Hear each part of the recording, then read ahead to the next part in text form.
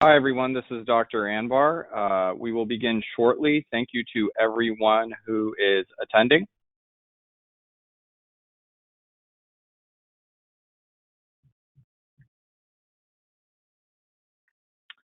Okay, good. Our sound check is verified, and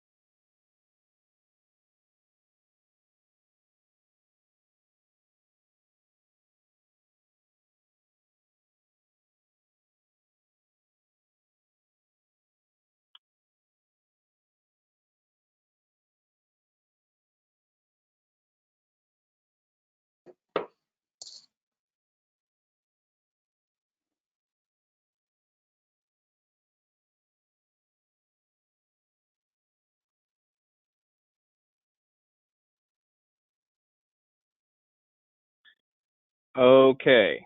Good afternoon. I'm here. Oh, okay. Hi, Henry. How are you doing? I'm great. How are you? Good, thank you. Hello to everyone once again. We were waiting on Henry. You should now be able to see my screen, and hopefully everybody could hear us. I'd like to thank everybody for attending.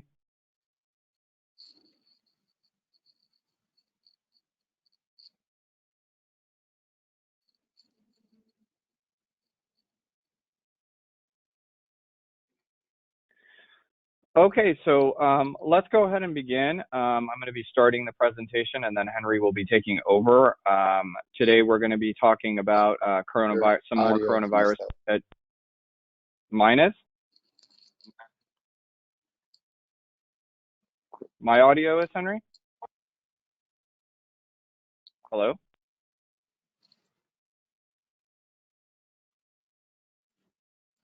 Your audio is still messed up. Oh, mine is. Okay, I'm going to switch to the computer Okay. then. Okay. Yeah, you're back on now. Hello? We can hear Is you that now. better, Henry? Much better. Okay. All right, thank you.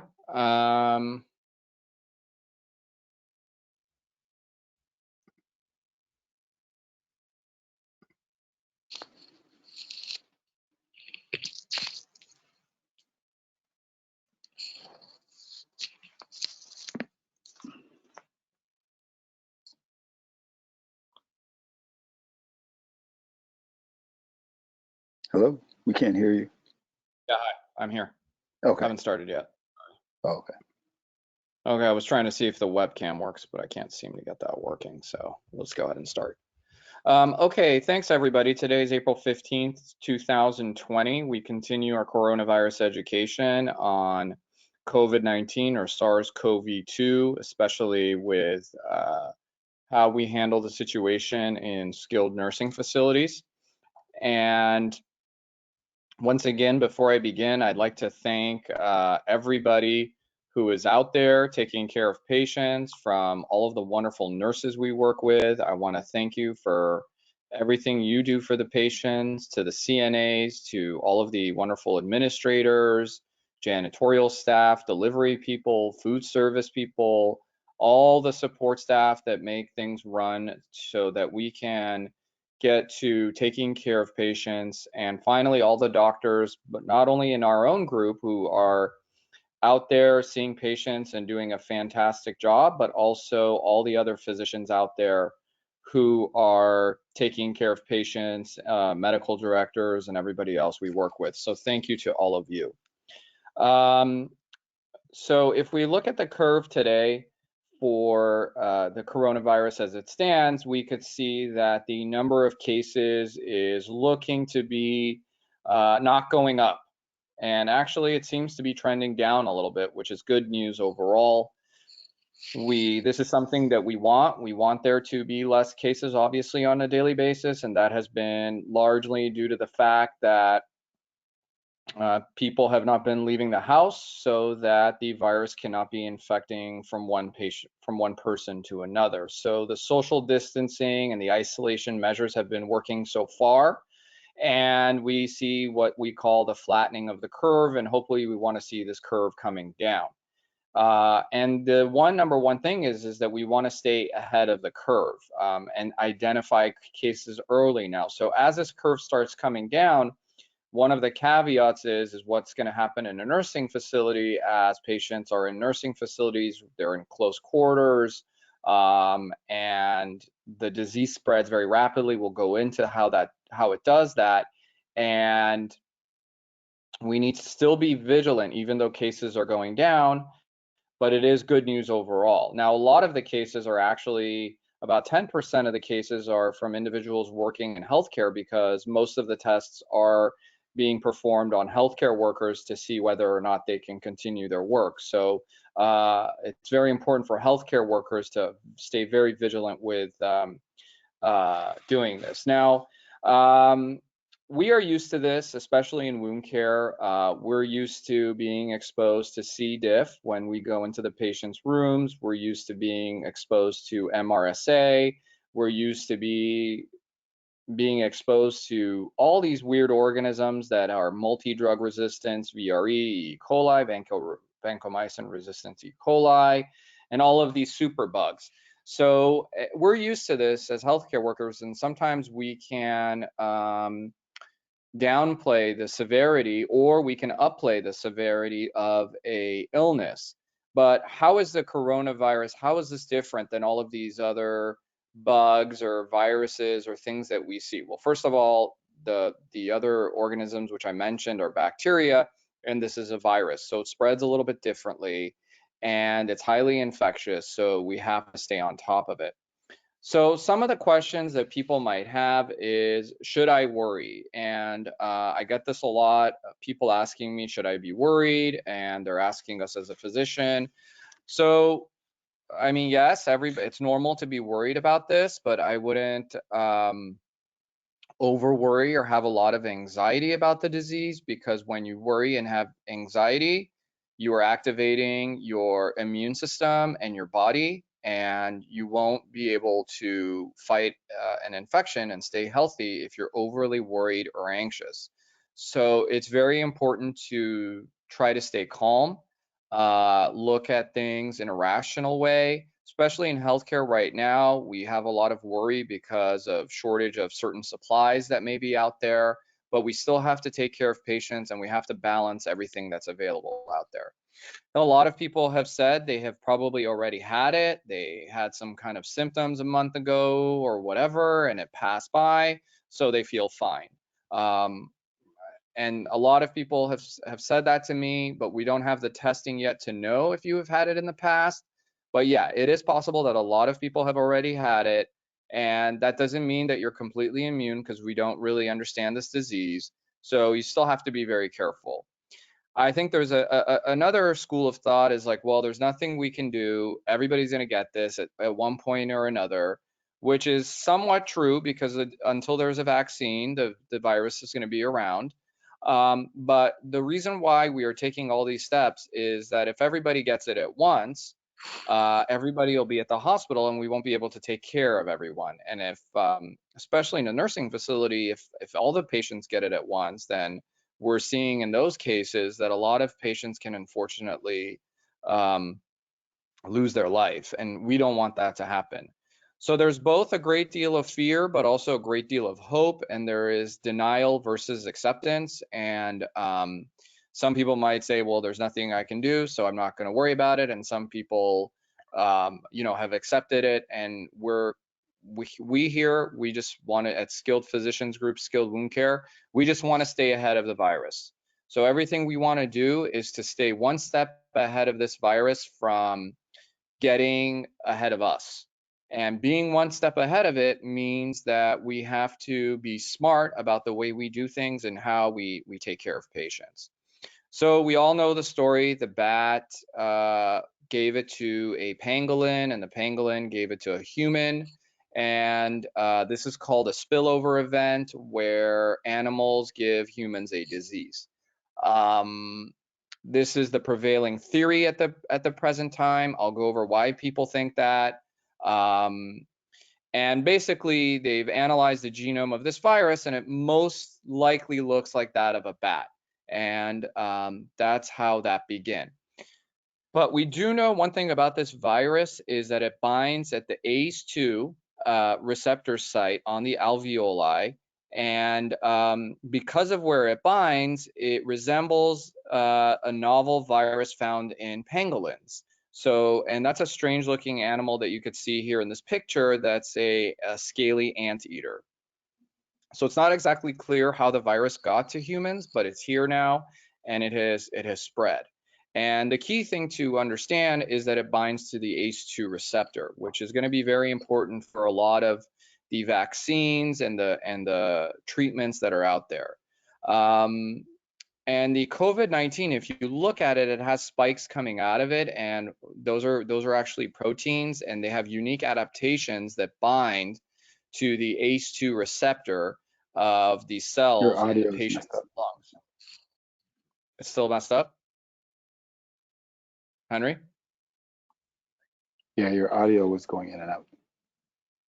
Am I back? You're back. Perfect. Okay. Sorry, everyone. And then, of course, this is related to the previous SARS outbreak, which also binds to the ACE2. But how is SARS-CoV-2 different than the original SARS? Is that it binds more aggressively to this receptor. So it's even more aggressive than SARS. And this is probably just due to the virus multiplying in animals and becoming stronger and stronger. So here is an actual video that I will try to show. Hopefully it comes over on the internet. The large S-glycoprotein. And you could see the virus here binding to the receptor of a alveolar cell. What's that, Henry? Your audio is messing up again. But go ahead and run the video. I think we can see the video. It hasn't started yet. Okay. So the exact mechanism for cell entry is really not known. Possibly the virus binds with human cell membranes and it releases its content.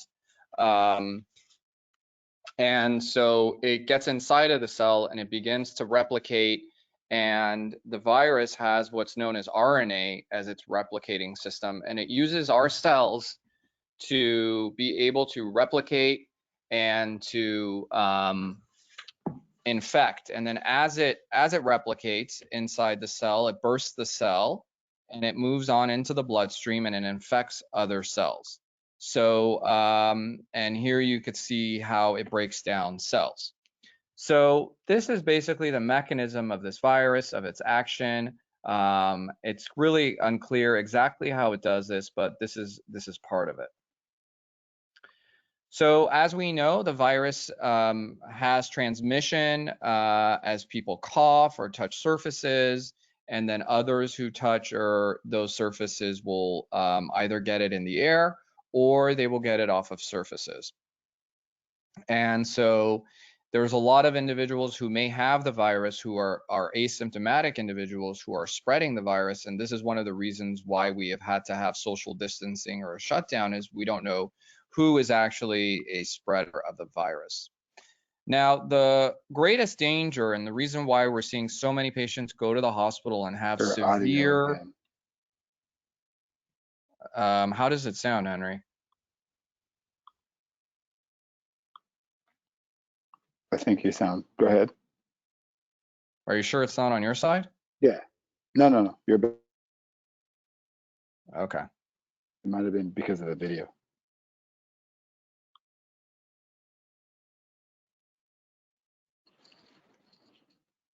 Okay. Well, I'm sorry about the audio issues, everyone. So the immune response that happens is what's known as a cytokine storm. And the cytokine storm is really the danger of coronavirus, is that you get this very strong reaction, and then a lot of your cells start breaking down within your lungs, the alveolar cells, and then that's when you get a severe pneumonia and you need assistance in breathing. There was a lot of talk about putting everybody on a ventilator, but now even patients who have low oxygen saturations, they are trying not to put them on a ventilator, because once patients go on a ventilator, it is difficult to come off of a ventilator. So one thing that we look at as a cytokine storm that we're trying to block with different medications, and if we see patients who are recovering, they may have been put on steroids or other medications that block a high inflammatory response in patients. So in the early stage, your body's able to fight the infection that you could see on the left here. In the severe stage, your capillaries and your alveolar cells have broken down, and you've had a severe immune response, and then that's when you get the severe infection in certain populations of patients. Now, every individual has what are known different HLA molecules, which are out there in your bloodstream that will recognize different viruses, create antibodies, and fight the virus, and it will go away. And depending on which HLA subtype you have, you may be completely asymptomatic, or you may have symptoms, or you may have severity of disease. So that really all depends. Now, we do know, Henry went over this, Henry Okonkwo went over this last week, that the virus does survive up to 3 hours in air, 4 hours on copper, 24 hours on cardboard. So all packages, everything like that need to be wiped down. Stainless steel for 2 to 3 days, and plastic for 3 days. So it survives on surfaces for a long time. So it's very important to be careful of touching surfaces a lot. And so there we go. Now, it's very important to also have an eye out for symptoms. A lot of the data we have about, or the research or the publications we have about this virus, are not from the United States. And we have to just get used to that, because the virus didn't start here, and the amount and the United States is much slower in publishing research data than other countries are. So a lot of the information we have is actually from other countries. So this is information from China in a study describing 138 patients, and these were the common clinical findings in the patients. 99% of patients had a fever. Now, a lot of people will have a fever and they won't know that they had a fever. That's why we do temperature checks now. People can feel fine and have a slight fever. A slight fever is a high indicator in most cases that you may have the coronavirus. You may have something else as well. And then going down, fatigue is the next most common. 70% of patients who were COVID-19 positive had fatigue. The cough is actually less than the fever and the fatigue. It's in about 60% of patients. Loss of appetite or anorexia is in about 40%. Myalgias, which are basically muscle aches or shivers, in 35%. And then shortness of breath in about 31%. And then a productive sputum in about 27%. So one of the things that we're doing, which is really fantastic, is the temperature screens before individuals enter healthcare facilities, which is the #1 symptom, and that's why we do that, of somebody who is positive for this disease. And also our own providers in our practice, we are checking our temperatures, and we are very careful about this to make sure. And if you're not feeling so good one day, this would be the time to check your temperature and make sure it's okay. The incubation period, as we know, for these viruses is thought to be within 14 days after exposure that you'll have some symptoms. Most cases, if somebody's exposed, they'll have symptoms at 4 to 5 days after exposure. And there may be what's called a dose-dependent or viral load exposure for symptoms. So if somebody is getting exposed to a lot of the virus, they're probably going to have worse symptoms than if somebody has a minor exposure for a few minutes from someone. And that's why you may see variability in patients and even in healthcare workers. For instance, healthcare workers that work in emergency rooms or in ICUs where all the patients have the virus and they have an exposure, they may have more severity of symptoms than someone who may have a minor exposure to someone. And once again, in the same study, the median incubation period was 4 days for the virus to appear. So what are we doing at SPG, at our practice, Skilled Wound Care and Skilled Physicians Group? So for the past month, we have been increasing our infection control practices, monitoring temperature, hand washing, surface control, making sure all of our providers are following all infection control practices, CDC measures, and things are changing on a daily basis. So we want to assure everyone we work with that we, as we enter nursing facilities, that we are very well of infection control. And Henry will be going over this more and more in detail. We do on our visits screen for the symptoms of COVID-19 so that we do not expose ourselves and then carry the disease ever to another patient. Of course, there are patients who may be asymptomatic but who test positive. So that's the challenge with this disease. Self-screening for symptoms of fever or any other, or and any exposures that we've had, we have been on top of this. And then, of course, seeing suspicious or positive cases, we want to see those patients with proper PE. And for the past 2 to 3 weeks, almost a month, we have been implementing telemedicine to pre-screen patients and see patients with telemedicine. And then those patients who need to be seen in person, we make visits to see them in person as well. So it's a combination to really stop the spread.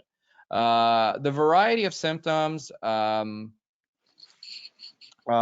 patients, mild or mild pneumonia was reported actually in 81% from a Chinese study of about 45,500 cases. So about 80% of people will have mild or no symptoms. And then severe disease is seen in about 14%. We're seeing even less than that in the United States, which is fantastic. And then critical disease is in about 5%.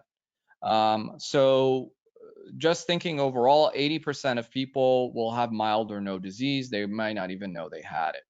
Risk factors that we're seeing is, of course, many of the risk factors we see in our patient populations that are in nursing facilities, cardiovascular disease, diabetes, and it's been shown actually BMI has been one of the greatest challenges with this disease, hypertension, chronic lung disease, cancer, chronic kidney liver disease, immunocompromised or advanced age. Diabetes is also a lot of patients with diabetes, if they get this disease, can have a lot of challenges. That's why it's very important to have effective blood glucose control in those patients, whether or not they have this disease. What happens to these patients if they do have severe disease is what's known as ARDS, which is basically a failure of the lungs to function, or acute respiratory distress syndrome. And as you can see, the alveoli, the cells, the branches at the end of your lungs basically break down and your lungs fill up with fluid and you will get this disease. It is basically a very severe pneumonia. And then in the chest x-ray, as you will see this ground glass appearance on the chest x-ray of a patient who develops ARDS. And so one of the screening tools is even a chest x-ray. You don't even, in the hospital, you see a chest x-ray like this, you would probably assume that they have gotten the virus. Prevention, social distancing, we all know about these things, masks and gloves, 6 feet distance, wiping down surfaces, hand washing, or sanitizer, Hand washing for 20 seconds is preferred over hand sanitizer, but also use of hand sanitizer if you're going in and out is important as well. And we're all aware of personal protective equipment, gown, mask, face shield. It can get in through the eyes, so that is why we also use face shields or eye protection, and then the gloves over the gown. SARS-CoV-2 RNA is detected by reverse transcription polymerase. This is the test. Right now, we still don't have enough testing. Now, there's multiple tests. There's a nasal swab, and then there's the antibody test, which is your blood. It's preferable to get the antibody test if you have had a exposure and time has gone by, but if it's a new exposure, generally what we do is the nasal swab test. So who should get tested right now? Healthcare workers, if they've had exposures or symptoms, are a priority to get tested because they can spread it. Non-healthcare workers, of course, if they're not very symptomatic, are not being prioritized for testing, but there are a lot of places that can test people even if they're having symptoms. If it's a non-healthcare worker, of course, we tell them to go isolate. If it's a healthcare worker, they will get tested, isolate. If they don't have the disease, then they could possibly go back to work. And that's in an exposure. If they're having symptoms, then you're probably going to stay in isolation and maybe even get repeat testing. So when can I leave quarantine if positive? Before they were saying 2 negative tests. I'm sure Henry will have more information for this, but asymptomatic for 3 days, or if you're past your 14-day period after an exposure. We have gone over this in some of our other webinars, but these are some of the things that we have. Oh, somebody said loss of smell. Yes, loss of smell has been reported as one of the symptoms of the disease as well. So if somebody has loss of smell, you should be suspicious about it, but I wouldn't say that in isolation would prompt someone to go get testing to see if they have it. So one thing that has been out there and that we're going to be seeing patients treated with is hydroxychloroquine, otherwise known as Plaquenil, which is the brand name. And we're going to be seeing patients treated with it and possibly come in with this medication. Now, it's become controversial because it's been talked about by a lot of politicians, but it has been used since 1944 for malaria. You could see malaria attacks red blood cells. And hydroxychloroquine essentially blocks that attack. And it also works on diseases such as rheumatoid arthritis, lupus, and other. And it's basically an immunomodulatory drug. And like I said in my other slide, is that the real danger and the reason why patients develop ARDS is because of the cytokine storm that occurs from this virus really just blowing up the immune system. So what the hydroxychloroquine really does, and we're not exactly sure because this has not been studied, but the hydroxychloroquine will go into the cell and block this immune response.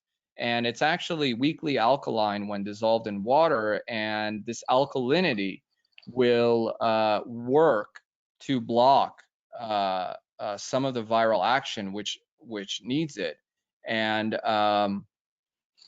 And it goes into acidic organelles such as the cytoplasm, such as the lysosome, reverse Golgi reticulum. These are all the places which the virus needs to replicate in, and it blocks that action.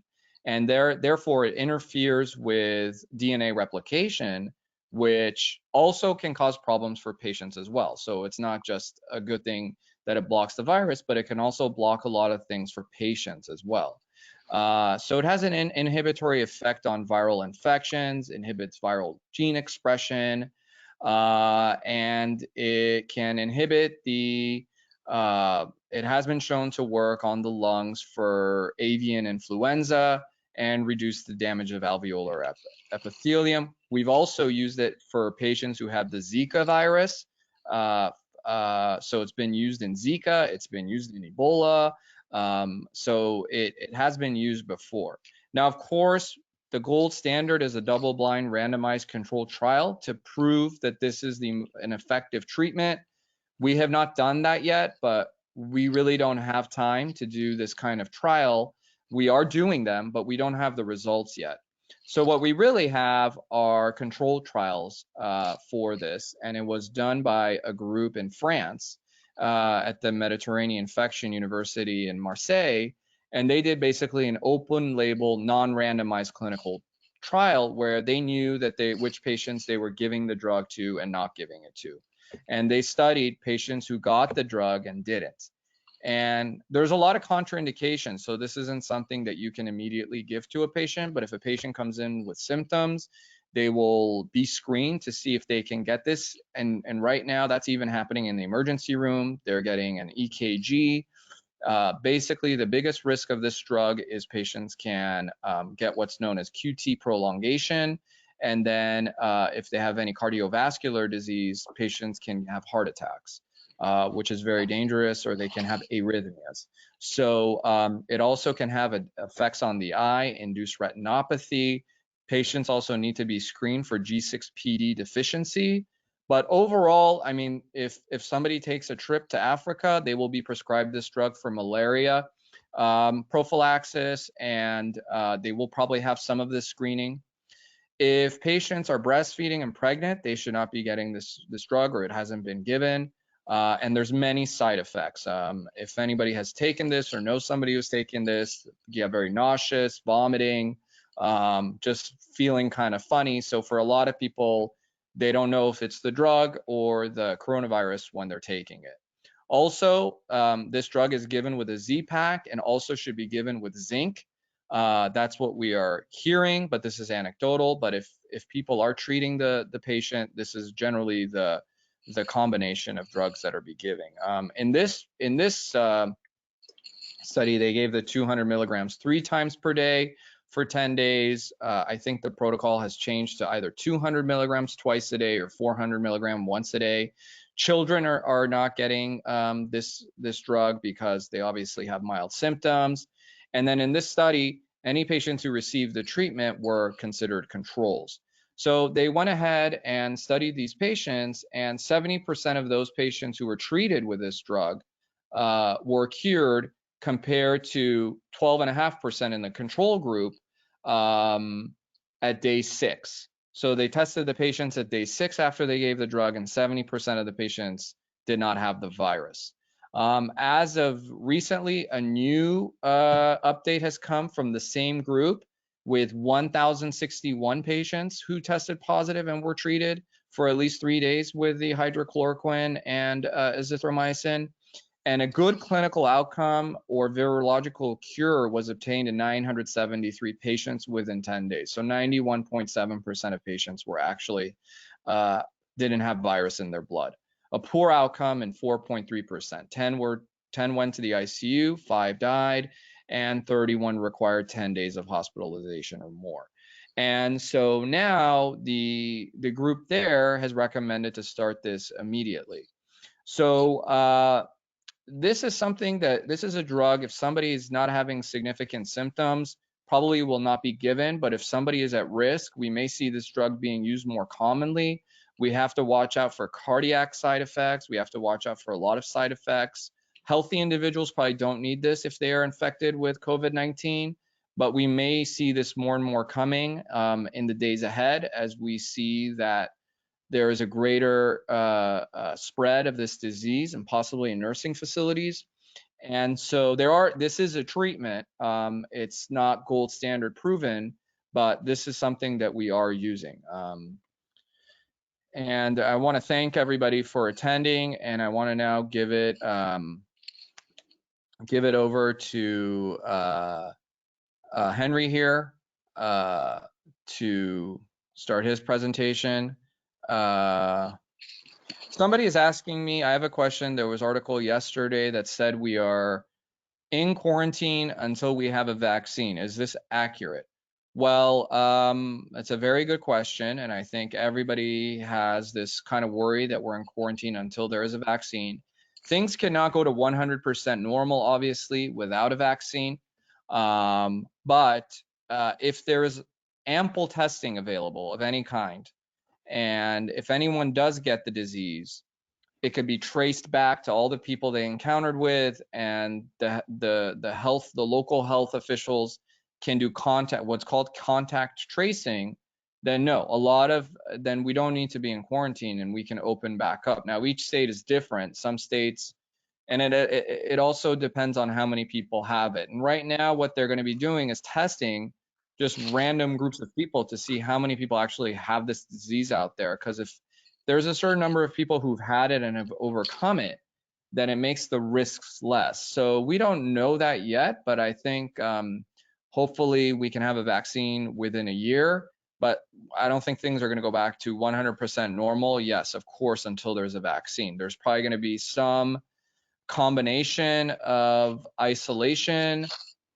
Probably can't go into, huge social interactions for a long time, but minimal social interactions will come back. I don't know, Henry, if you have any thoughts as you go into your talk. Sure.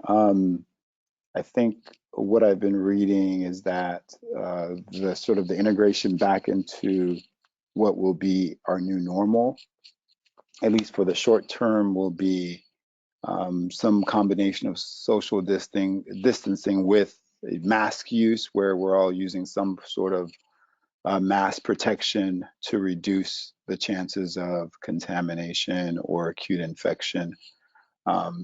But there will be some form of that implemented. It won't be where we'll all be able to just sort of go back out and flood large areas and group together right away, but sequentially, slowly, that integration will start, because the goal is that we want to prevent a rebound. As the graph you showed earlier starts to flatten, and then eventually the goal is for that curve to start to descend and no longer even stay flat, the confidence of getting everyone back out into the regular population becomes higher. But the fear of rebound becomes, even more greater, which is once we all get back out into our normal life without any PPE, some sort of protection, we can then start sharing the virus with other people, and then start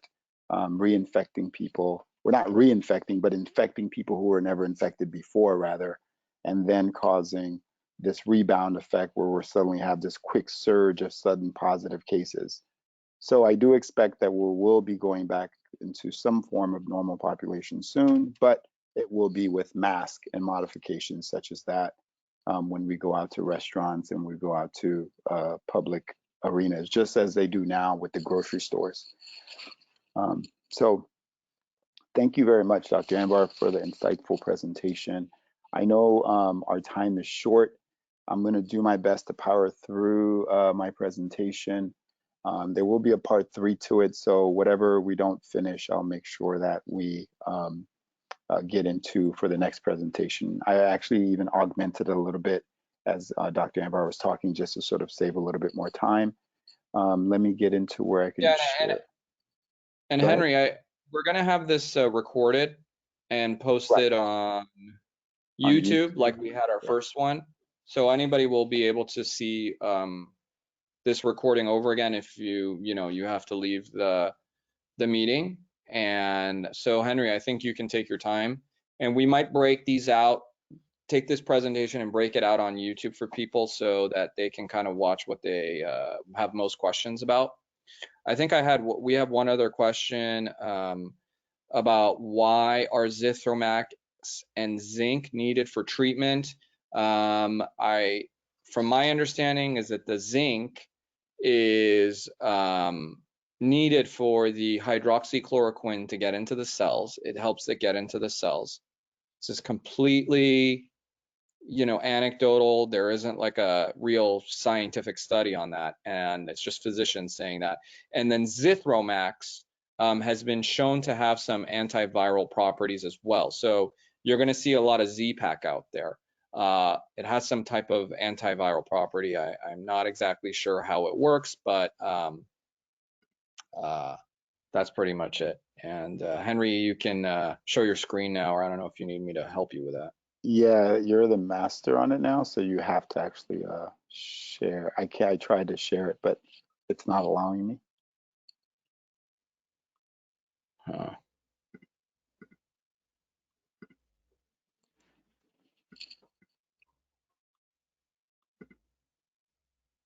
Give me 1 second, sorry. Sure.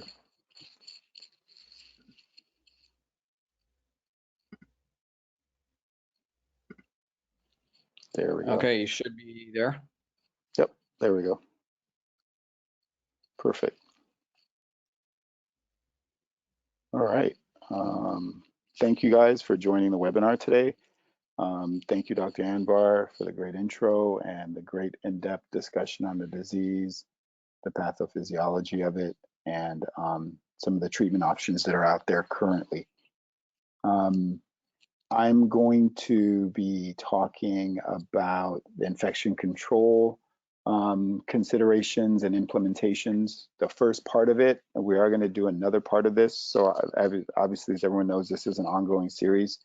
And I'll also review some of the things that we talked about last week, which Dr. Anvar actually already did. So I'll try to power through those and then kind of get into what's going on right now from CMS, as well as what's happening in our nursing homes and some of the implementations we have to start working on right away as we prepare for a new incoming population of brand new patients coming into our facilities that are COVID positive. So this is part 2 of our webinar series, COVID-19 in the skilled nursing facilities. Today we are going to talk about infection control considerations when we do have COVID positive patients in our SNFs.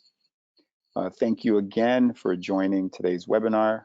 We greatly appreciate it. We hope that you're finding these series of educational webinars very helpful and things that you can help improve patient care at the bedside. Once again, we do want to thank every single nurse and provider that's out there managing patients in the front line. We greatly appreciate you. We can never say thank you enough for the work that you're doing. And we're grateful that you guys are showing up for work in spite of, any of your fears or anxieties when it comes to managing patients. So things are moving extremely fast right now when it comes to COVID-19.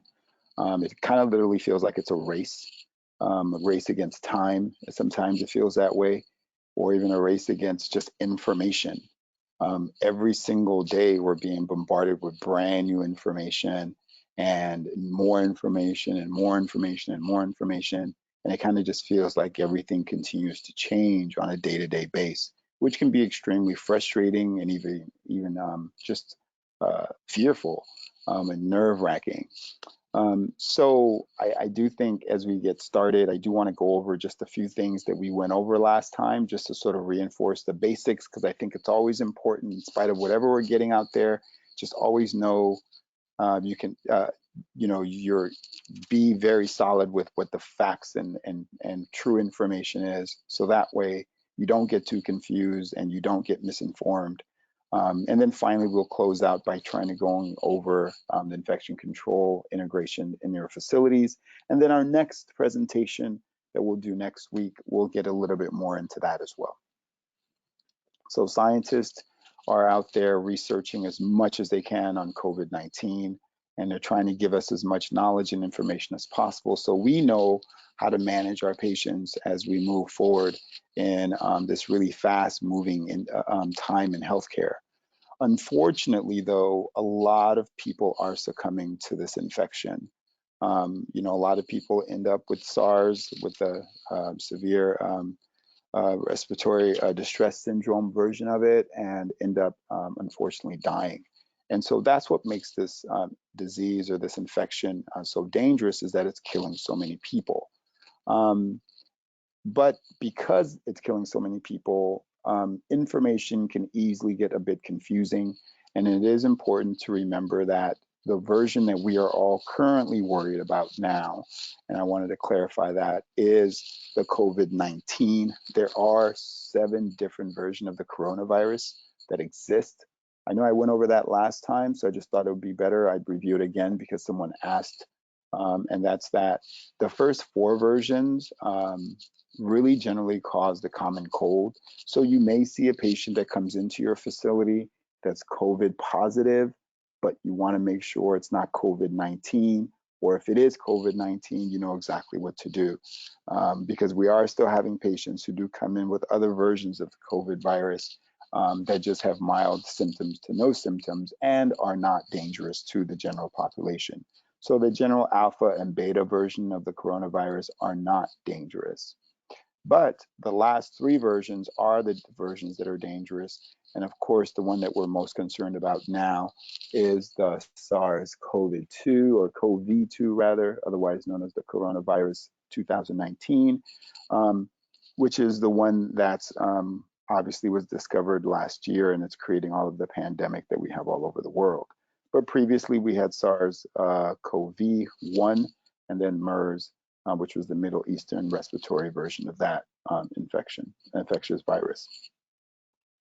So really remember that the biggest focus is COVID-19, and the other versions, being the most common 1 through 4 versions, aren't as dangerous at all. That's what most people catch in most of the throughout the year. But the COVID-19 is the one that we are all concerned about.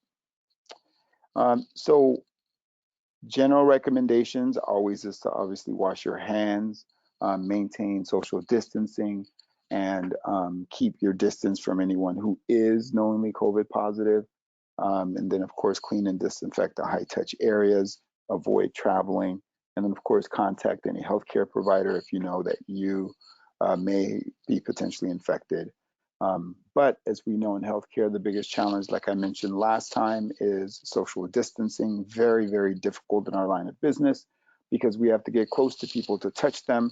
And so for that reason, under these circumstances, we do need supplies. And so PPEs are a big deal. They're in short supply, like I mentioned last time. There's a tremendous amount of it that's used every single day.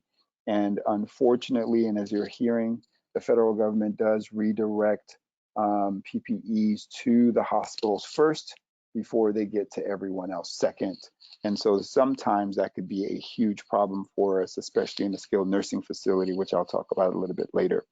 So ultimately, the most important thing we can all do at the bedside and in our facilities is to continue to enforce hand washing techniques as much as possible, because that's the #1 way to prevent passing it on if you do get it contaminated on your hands to someone else. And then of course, using hand sanitizers when hand washing is not available. And make sure when you're using a hand sanitizer, you want 60% or higher alcohol concentration to get the therapeutic effect of killing the COVID virus. So really quick review of the surge that we've been experiencing, like we talked about last time. The last time we talked, as of April 8th, there was over 395 cases and 12,000 deaths. And since then, April 14th, that number has almost since doubled, 604,000 positive, 605 plus thousand positive cases and 24 plus thousand deaths. Like Dr. Anvar mentioned, the curve is flattening, and that part is good. So even though we are still experiencing the tail end of the surge, the number of cases per day is definitely improving, and that it's flattening, and that part is the most positive aspect of all of this. So the situation is changing every day throughout the United States. What we're seeing now is that almost every state is in acceleration mode. They're no longer just in initiation mode. And of course, some of the states, such as California and New York especially, which is really the epicenter at this point, is in true acceleration mode, where they went through their surge. And now we're looking at numbers that are slowly starting to flatten out throughout those high density areas where they've had a huge amount of cases. The only challenge for us in the skilled nursing facility world is that that data can be a little bit misleading when we start saying that it's flattening out. is because most of that is hospital-based data. And so we need information that's more nursing home driven. And so the data doesn't really reflect what's going to be happening in the nursing home. The nursing home data tends to lag behind, like I mentioned last time. And if you really think about it, as a reminder, we do manage the most highest at-risk population of patients for the COVID infection. And these are patients that are 65 years and older, who live in a community of persons with the same amount of risk factors in an enclosed area, and who have multiple comorbidities such as chronic lung disease, like we mentioned last time, asthma, heart conditions and heart disease, and that are already immunocompressed, compromised either due to cancer or diabetes, or that are morbidly obese, and have other issues like renal failure or liver disease, all compromising their overall immune system, making it easy for any of those patients to ultimately get infection. As I do always, I try to answer questions as we're moving along, so please don't forget to type your questions into the question box. And a question I got from Angela Gomez, with now admission possible, admitting patients with positive COVID, when a test swab is performed, does the test distinguish what type of COVID the patient has? No, it does not. Very good. Currently, the current tests for swabs are swabbing for COVID-19. So it does distinguish between specifically the tests that are being given. It's testing only for COVID-19. It's not testing for the other versions. So it doesn't distinguish whether you have the other versions. It distinguishes whether you're COVID-19 positive or not. That's what the current tests that are available are for. The next question by Angela, which test can be requested to verify which COVID a patient may have? Those are specific tests that actually run in the lab. You'd have to draw blood and actually ask for the lab to give you tests specifically running a full panel on all the types of COVIDs, which I'm sure is very expensive and time consuming. So if you did request that, it would probably take quite a while to get those results back, considering right now that all labs have shifted their focus specifically on screening for COVID-19 and not so much for the other types. But great questions, Angela. All right, so what's really important, like I mentioned last time, for us in the skilled nursing facility is to not relax. As the hospitals and media may start saying that things are looking okay, or things are going to get better, or things have gotten better, it's because the surge in the hospital is nearing its peak. And but for the nursing home, because there will be a lag behind, we're going to get a much higher, much more intense concentration of COVID positive patients. And unfortunately, it's going to shine a lot of unnecessary attention to the skilled nursing facility, which I'll be talking about in a few. So we really do need to get prepared. We don't want to be, sort of assume that as the media may start saying that things are looking better in the hospital and we can get out back into the community, that we aren't going to get caught by surprise and suddenly think that what we thought might have been a high surge will just be a small wave, and it ends up hitting us right in the face, such as in this video here. So we don't want that to happen, so we can't get caught off guard. So as the hospitals start hitting their peak, and then eventually they start to hit their descent towards the deceleration, just remember, the nursing home has a lag behind when it comes to this disease. We're not going to see it. We're going to start seeing more and more cases now as their numbers start to flatten out. And so that's important. Our real surge is coming now. And so we have to expect that and prepare for that. Hence why the infection control recommendations become really important. So, and just keep in mind other things that, like I mentioned last time, that will continue to happen is that hospital beds still do remain full, and they're going to continue to discharge patients that are symptomatic but improving, or that don't require a respirator. So meaning that you will start getting more and more COVID positive patients as the hospitals are trying to make way and space for those that are extremely ill. And so keep that in mind. So the trend will continue to show up all over the United States, where you're going to continue to have nursing homes that will show up with suddenly this sort of sudden population of positive patients. It's like one day there was no patients, and a week later you'll suddenly have half your population in your SNF that'll be positive, which is the biggest fear for any nursing home administrator or nursing staff.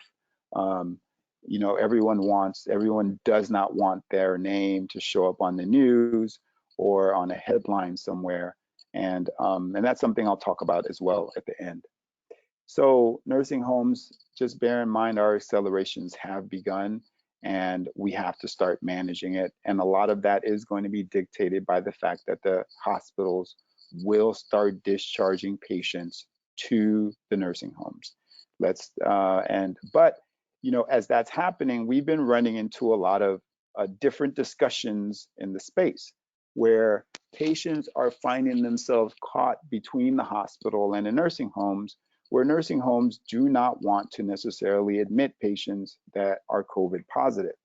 Now, I know a lot of nursing homes have unfortunately received COVID positive patients, and they didn't know they were getting a COVID positive patient until the patient returned into the facility.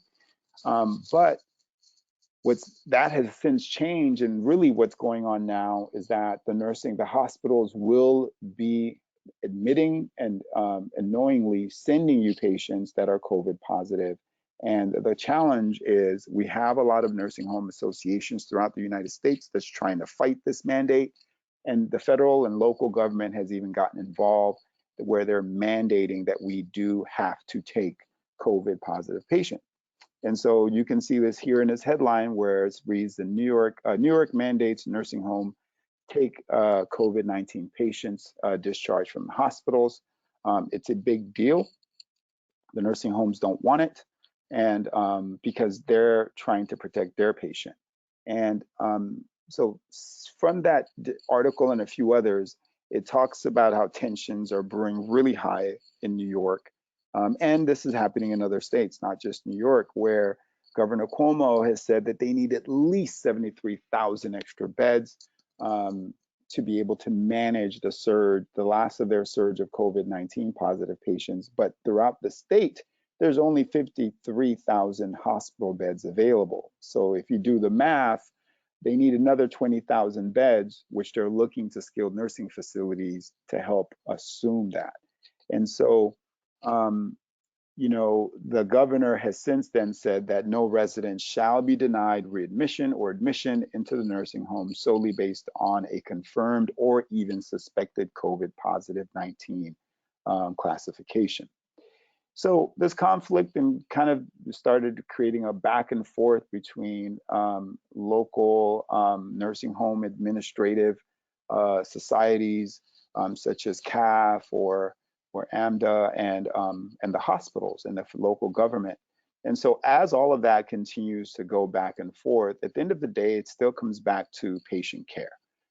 We have to be able to take care of our patients regardless of where they're at or what their status is. We can't treat patients as if they have a COVID-19 target on their back